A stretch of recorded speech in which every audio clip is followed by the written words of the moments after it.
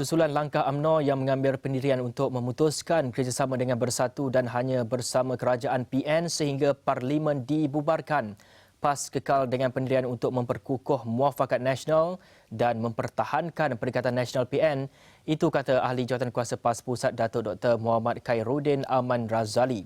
Dalam laporan sinar harian, beliau berkata, parti berkenaan mempunyai ramuan dan dapur sendiri untuk menyatupadukan semua parti termasuk UMNO, Bersatu dan Badan Bukan Kerajaan NGO Melayu Islam seperti digariskan pemimpin tertinggi parti.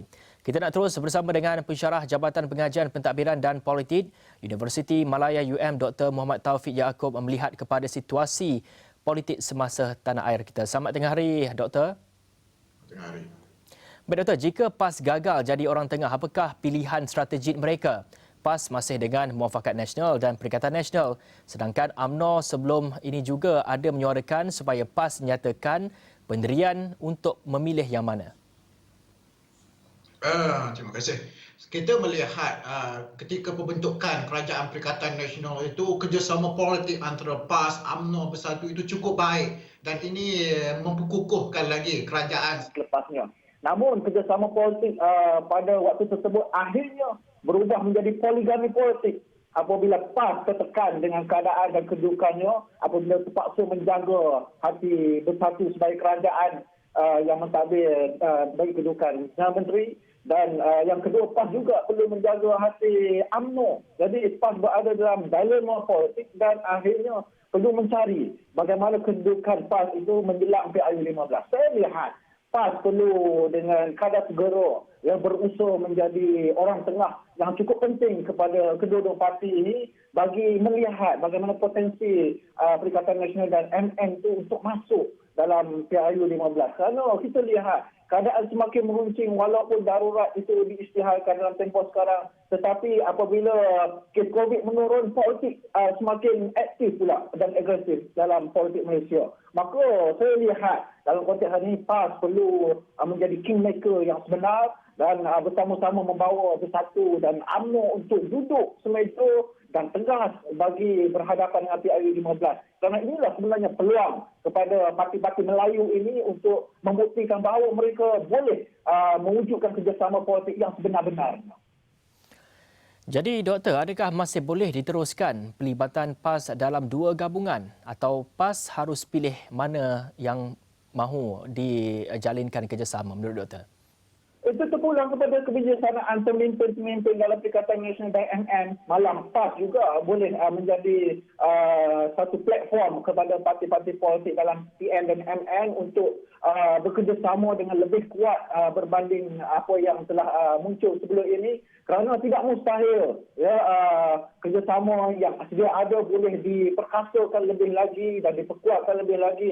Masalah dalam gabungan politik atau parti politik itu perkara biasa dan tidak menjadi satu isu yang boleh menghancurkan parti atau gabungan. Tetapi bagaimana untuk menyelesaikan perseteruan, perselingkahan dan perbezaan antara satu sama lain. Saya yakin parti-parti politik yang sedia ada dalam MN dan PN ini telah mempunyai pengalaman yang cukup besar dan pengalaman yang cukup banyak dalam politik Malaysia. Sebagai UMNO itu sendiri sebelum merdeka, PAS juga sebelum merdeka telah berkecimpung dalam politik negara. Maka gunakanlah pengalaman itu untuk memperkukuh kedudukan politik kerjasama yang sedia ada. Jangan lagi bertingkah antara satu sama lain. Biarlah kita ketepikan perbezaan politik sementara waktu. Gabungan politik ini perlu menunjukkan bahawa mereka mampu dan lebih baik daripada kerajaan sebelum ini.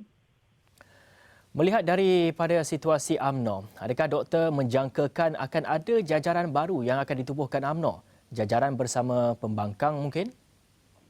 Kita lihat UMNO sedang berpecah pada dua kelompok dan tidak mustahil lebih daripada dua. Kerana kita lihat menerusi kenyataan media yang dikeluarkan oleh Presiden UMNO yang tidak selari dengan kepimpinan UMNO yang lain. Tetapi kepimpinan UMNO itu sebenarnya tidak menentang secara jelas Presiden UMNO. Ini menunjukkan bahawa mereka masih hormat kepada kepimpinan UMNO Namun apa yang boleh kita lakukan, ya parti-parti boleh lakukan, iaitu menilai semula ya bagaimana kedudukan pemimpin itu jika semakin hari merosakkan parti, maka ahli-ahli ketua-ketua bahagian UMNO itu sendiri perlu fikir dengan lebih jauh bagaimana untuk merehatkan pemimpin, khususnya Presiden UMNO Datuk Seri Zahid Hamidi yang terang-terangan bertentangan dengan semangat BN, mengeluarkan kenyataan yang berbeza dengan apa yang dibincangkan dalam mesyuarat tertinggi BN. Itu telah dinafikan oleh Presiden MIC sendiri baru-baru ini. Ya, ini sebenarnya memperlihatkan bahawa UMNO itu perlu, ahli-ahli UMNO perlu melihat parti lebih penting berbanding dengan pemimpin yang sedia ada. Pemimpin boleh datang dan pergi, tapi parti itu akan terus kekal ya menajui ataupun aktif dalam politik negara.